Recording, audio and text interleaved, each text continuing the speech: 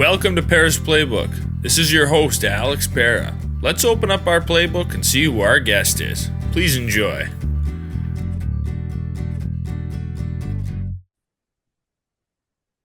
Welcome to episode 220 of Pera's Playbook. Today we're joined by Kamryn Wadsworth. She plays basketball and does track at the University of Sioux Falls in South Dakota. So we're happy to have her on the podcast. How's it going? Pretty good. Thanks for having me. Yeah, of course. What's the weather like in South Dakota right now? Pretty chilly. We got a couple inches of snow the other day, but it's been okay to get around. Just trying not to slip with the ACL and everything. But yeah, not too bad.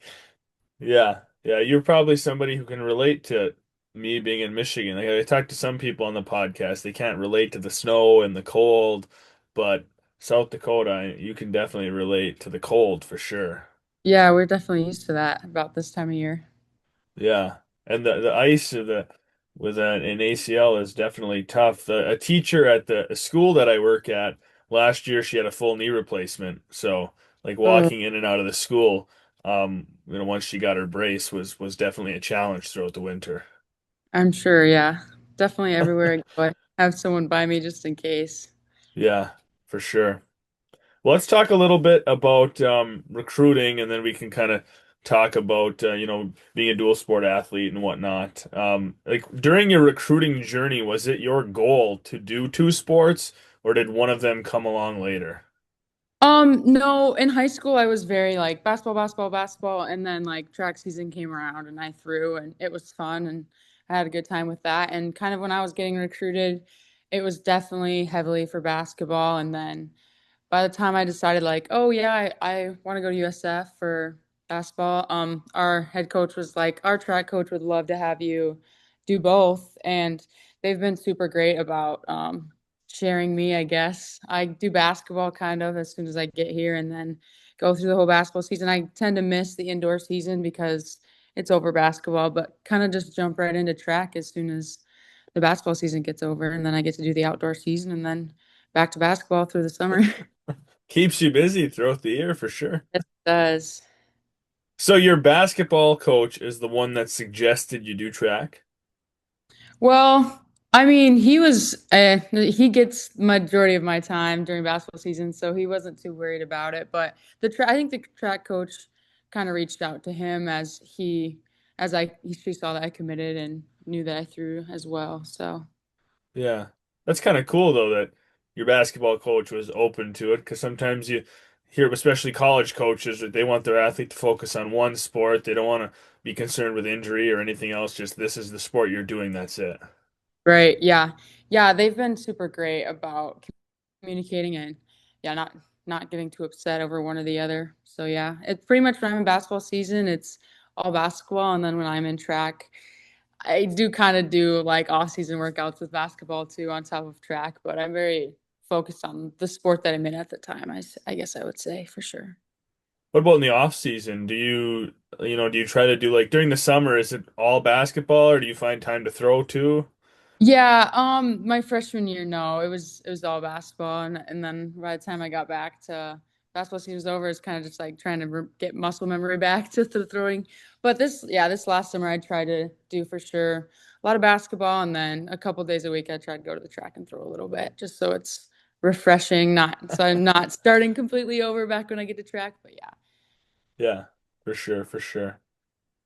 So over your two seasons of basketball, you played in 58 games, averaged like 17 points a game. So, I mean, like as a freshman, you came in right away and you started to play. When you were recruited, was that the kind of the idea you had coming in? Like, did the coaches say, "Hey, we're gonna play you right away," or did you kind of come in and have to prove yourself to get time? Oh, I would definitely say I came in wanting to prove myself. It was interesting the situation that I came into. They had a lot of injuries the year before, and then the year I got there, there was a couple girls in the spot that I was in. I think one ended up transferring, and then yeah, I definitely wanted to just come in as a freshman and do my best. But no, definitely when I was getting recruited, it was by no means like, oh, we got a five spot for you. Like they had a really good five, I think Krista Carlson. Like when I was getting recruited, and our head coach did say that by the time I get here, she would be gone. But there's obviously other girls. I mean, it's college basketball. College is much different than high school, so by no means was it like, yeah, the spot's there for you. But yeah, I could say had to prove that I wanted that spot to be mine, I guess. Yeah. Would you say that it was hard to adjust, like to college ball from high school? Yeah, for sure. I mean, the high school team that I played at was very like walk the ball up the court, like pound it in the post. If they double, then we're gonna kick it. And I knew committing to USF that they trap style of play was much faster. So I would say, yeah, definitely um the level of play is much fast, stronger, bigger, taller girls. I'm a post player at 5'10", which is being generous. So definitely, yeah, getting used to scoring oversized and different things like that, and just the pace of the game definitely was a learning curve for a little bit. But yeah, I I'm would sure say. size had to be like a huge difference from high school. I mean, did you encounter much size? I mean, I feel like in high Um, school some teams have like one tall girl, but like in college, a lot of teams have a lot of tall girls. yes, no, definitely. High school, yeah. I'm the type of post to like cut down, do my work early to try to catch and score a layup. So high school is, yeah, definitely had to put on less moves to score than I did here. It's definitely tougher because the girls I play against are 6'2", 6'3". So I'm definitely giving up inches, but I would definitely say just trying to use pivots and find out different ways to score a little craftier than just being able to just catch it at 2 feet and score a layup like in high school. Right, right. And that freshman year, playing that much, that had to help a lot, like going into your second season. That experience is so crucial. Yeah, for sure. I think we ended up starting about three freshmen my freshman year. So it was definitely a learning curve right away. But yeah, going into last year, and I obviously am hurt, so I don't get to play this season, but it's nice to have gotten all those minutes so that like you just get a feel for it. Like I said, the level of play, yeah, it's definitely a good level experience, yeah, early on. Right. So I think I was looking at the record, and like your first year you guys maybe like 9 wins, but then your second year you guys jumped up to 17 wins, and then this year team's off to a pretty good start. So what do you think has been the change over the few years that you've been within the program that you guys have been getting better each year? Um, I would say just kind of team culture, like right away. I mean, it's tough, like with injuries and young, inexperienced. I would just say, yeah, the team together is super close. Everyone shows up, ready to work hard, and that kind of has just like slowly gotten better. And like I said, um, the girls who are juniors now got all that experience as freshmen. So the more experience you get, the better you're going to be. But yeah, I would just say we're just gelling together well, and yeah, they got good ethic, and yeah, it's just been going good for them. So it's happy to see. Yeah, for sure, for sure. Has the portal had any impact on you guys? Like, I mean, have you had people, I know there's a lot of D2 schools now where D1 schools are kind of headhunting. They're looking for those top D2 players on each team. They're trying to steal them for their D1 programs. Have you noticed that at all on your team or in your conference? Not in our team specifically. We've had a couple transfers within our conference at the Division II level.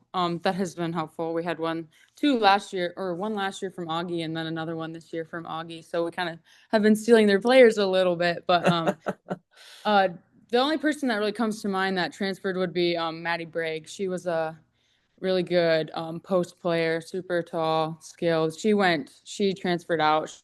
She played 3 years at Northern State and then ended up transferring to Colorado State, I think, Division I. So yeah, she's about the only player that I've known that's gone out of the portal that I know of, anyways, from our conference. But I'm sure, yeah, I'm sure it's definitely taking some players. Yeah, for sure. Yeah. No, it's good that you didn't rattle off a list of like 10 or 15 people and you're like, "Oh yeah, everybody's leaving," because Hmm. the new college sports world is so you don't know if players are going to stay. It doesn't matter what level it's at. If you can play, they're going to try to get you to go from D3 or D2 up to D1. They're going to jingle some money at you and say, "Hey, whatever. And you can't blame the athletes for leaving. I mean, if you're playing D2 ball and then UConn comes along and says, "Yeah, we're gonna offer you some money," like, well, yeah, of course, I'm gonna take it. Yeah.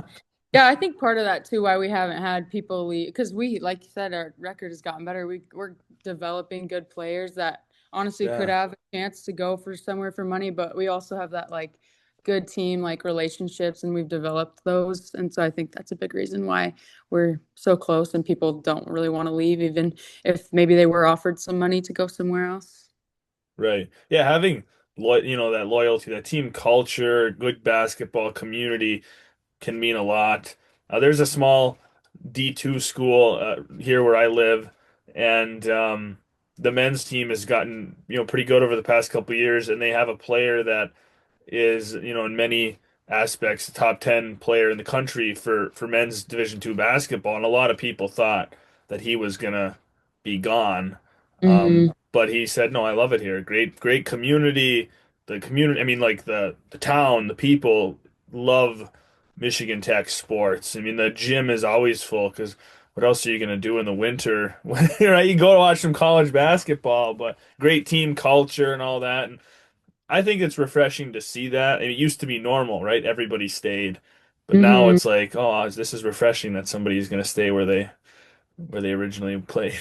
Yeah, where they started. Yeah, definitely. So let's talk ACL. When did that happen?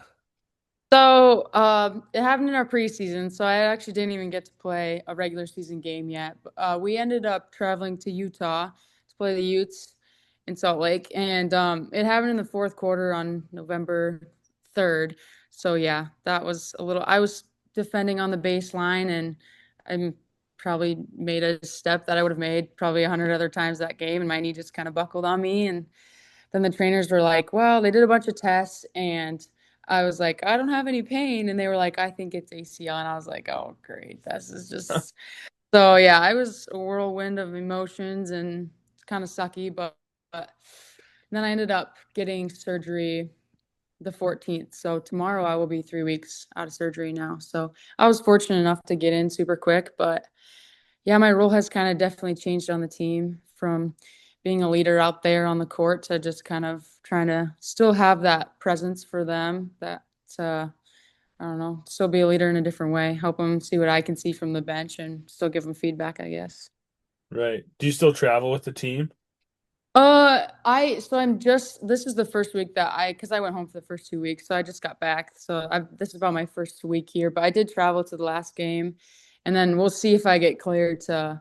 We have an away trip this weekend, this next weekend, so we'll see if I get to go on that. But because it technically takes like 6 weeks for my graft to take, because it's just held on by screws right now, so I really don't want to plant or do anything that would potentially have a re-tear. So. We'll see if I get cleared to go for that. I'm hoping to, but if not, then definitely by the first of the year I'll be traveling everywhere with them too. So Yeah. Yeah, that sucks. What's the what's the like recovery timetable looking like? Like, I mean, are you hoping to be back on your feet by summer, like spring, summer? What's the timetable?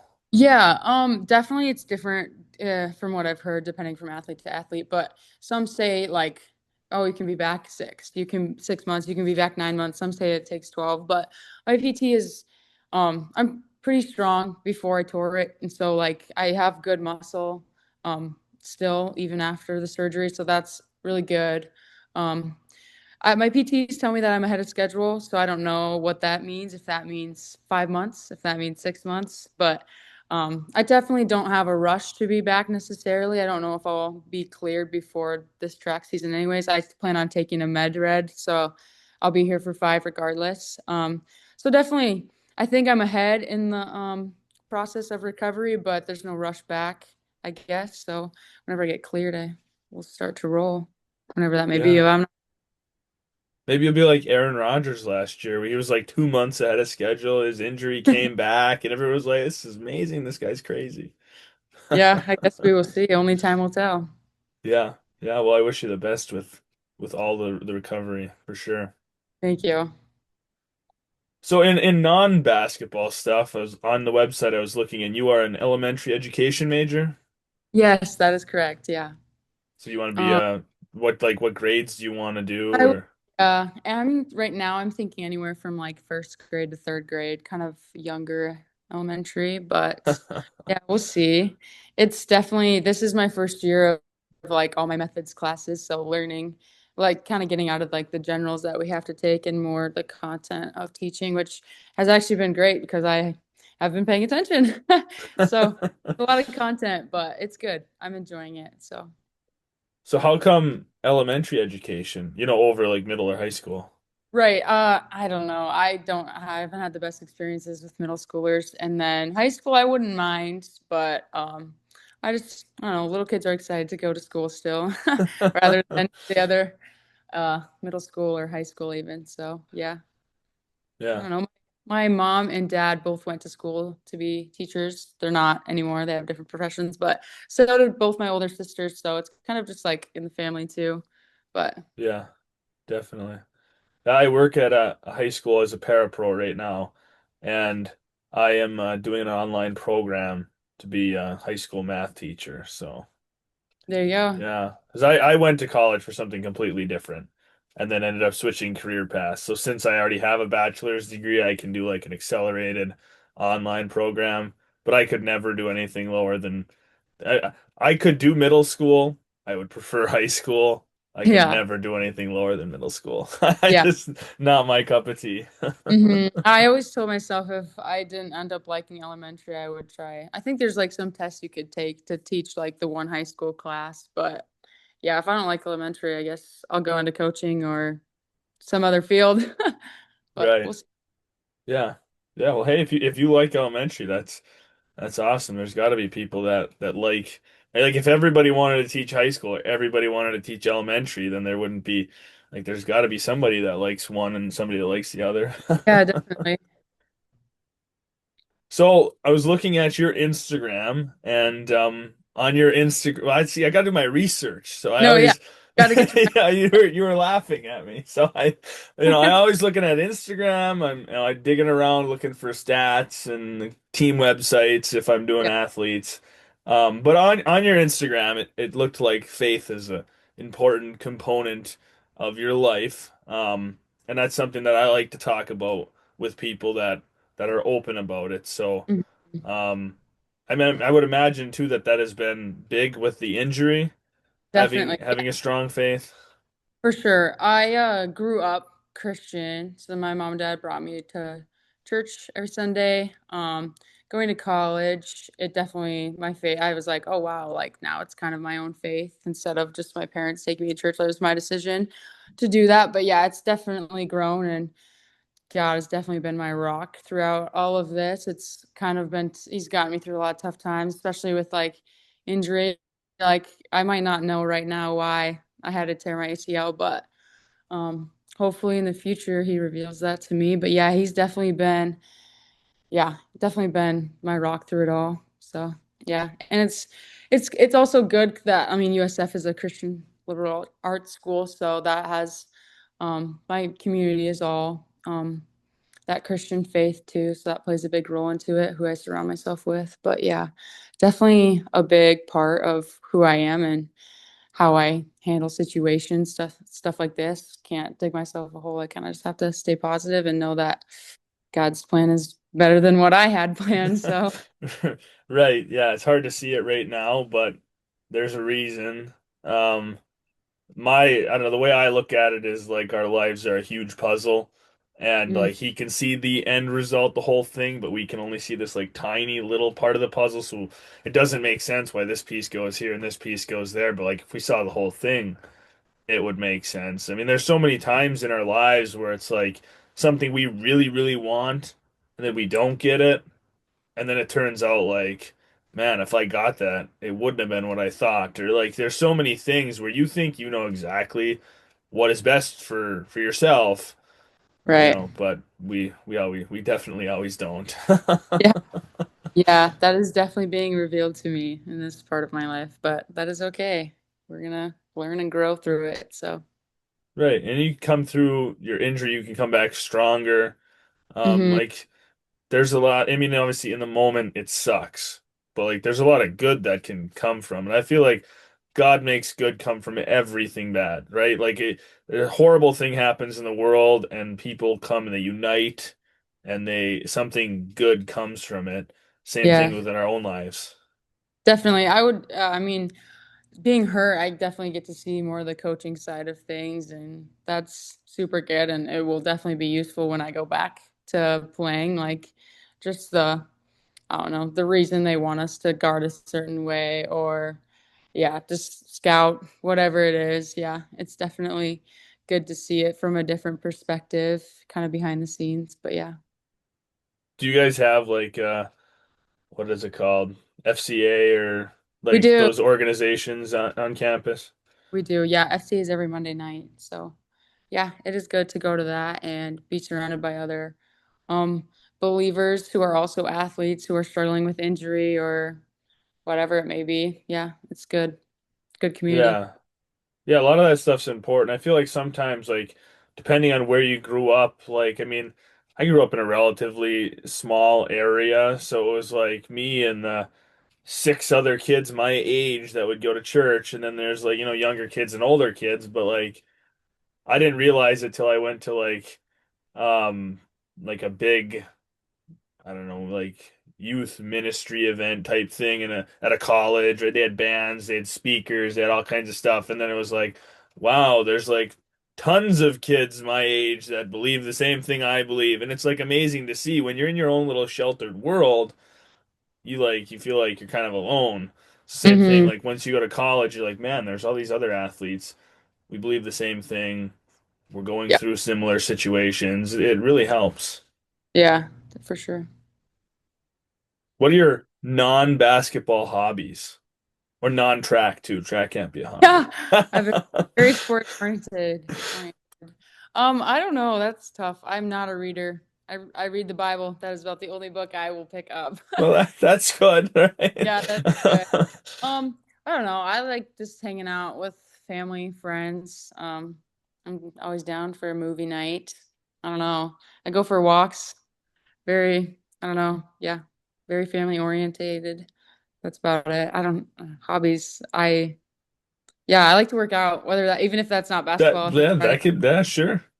I hobby. mean, I don't that know. could be a good hobby. Yeah, Yeah. staying fit. What kind of movies? If you're gonna have a movie night, what are you gonna watch? Um, Not scary movies. I'm No, down. I definitely can not. movie or romance, either of those, but not scary. It's not really. My dad is very into. We have a theater room at home downstairs, so well, my dad watches lots of action movies. So I guess I'm down for that. I guess.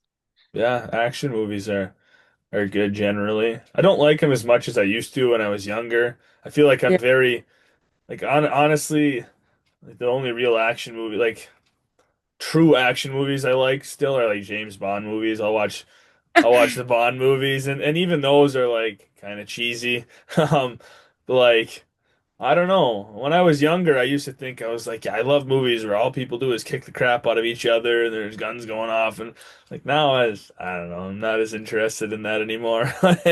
Yeah. I don't know Yeah. if it's a maturity I thing or don't what. gruesome stuff, but if it's Yeah. entertaining, yeah. Right. Yeah. Yeah, I'm always down for a good, like a superhero movie or something too. Like those are always good. But I agree with you. I don't like gruesome, I don't like horror movies. I'm not big into any of that. Like I'm not a John Wick guy. Those ones they're a little too much for me. I'm Yeah. not interested in those. But yeah, good James Bond movie. I'm on board. Yeah. Do you like to travel? Yeah. I like to travel. Our family goes on a decent amount of vacations where we like to cruise. So we hop on Okay. a cruise and go to a couple different ports. But yeah, I like to travel. Somewhere tropical, warm, because we get plenty of cold down in Sioux Falls, South Dakota. Definitely. Definitely, yeah. I feel that. Um, what about like a dream vacation? Do you have one? Like if you could go anywhere in the world, where Oh, would you go? I don't know if I have like a specific. I mean, I think Fiji would be fun to go to. Honestly, anywhere by the ocean that's warm. Yeah. We've been to St. John, St. Kitts. Those are really fun ports. So yeah, anywhere out there in the ocean. Yeah, anywhere that's got that milk white sand and that crystal clear water and just Yes, definitely. hang on Get the beach with some Mai Tais or something. I don't Yeah, not wrong. I think it would be awesome to go to like the Maldives. Um, they've Yeah, got like, or I guess I mean a lot of places have them, but they have those huts that are like above the water, and then you can slide down into the water from your yeah, hut, and that'd be beautiful. boardwalks that you can bike along when you're above the ocean, along the beach, and Yeah, uh, good I always choices. say that I'll never have enough time in my life to go to all the places like or I guess money. Probably I'll never have enough money to go to all the places that I want to in the world, you know. Yeah, yeah, travel is expensive. Yeah. If plane tickets weren't $3,000 to Europe or whatever, like I don't Then know. then you would hop on a plane. Yeah. But once you get there, it's not bad because you can like train and bus your way around. It's just like going from state to state. Yeah. It's just getting there is half the problem. Yeah, I have to. Yeah, for sure. Well, I appreciate you hopping on the podcast, sharing a little bit about your journey with, dual sports and injuries and whatnot. I'm a big believer in it's important in sharing people's stories, especially if somebody else, um, is going through something similar. I think listening to somebody who did that same thing can have a huge impact. I think it's great to share recruiting experiences, injury experiences, college experiences, and anything else. So I appreciate you coming on and sharing a little bit. Yeah, awesome. Thanks for having me. It was fun. Thanks for listening. Please stay tuned for more episodes soon.